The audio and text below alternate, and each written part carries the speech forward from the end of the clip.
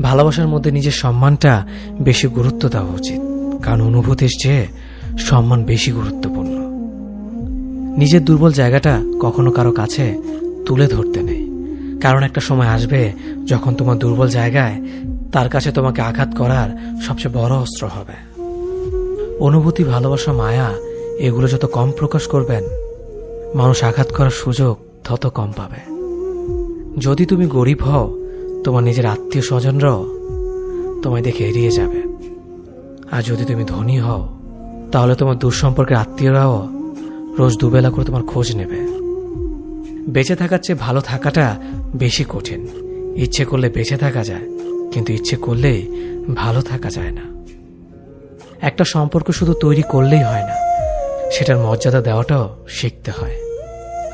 নত হলে যদি সম্পর্ক গভীর হয় তাহলে নত হও, কিন্তু প্রতিবার যদি তোমাকেই নত হতে হয় তাহলে থেমে যাও, কারণ ভালোবাসার স্থান বুকে, পায়ে নয়। মানুষের আসল রূপটা তখনই দেখা যায় যখন সম্পর্কটা শেষের দিকে যায়। রাগ তার উপরেই করা উচিত যার উপর বিশ্বাস আছে যে সে রাগ ভাঙাবে। যে তোমার অনুভূতি বোঝে না, তার কাছে অভিযোগ করাটা বেকার। ভালোবাসা পাওয়ার আগে সম্মান খুঁজুন। যেখানে সম্মান নেই সেখানে ভালোবাসাও থাকে না।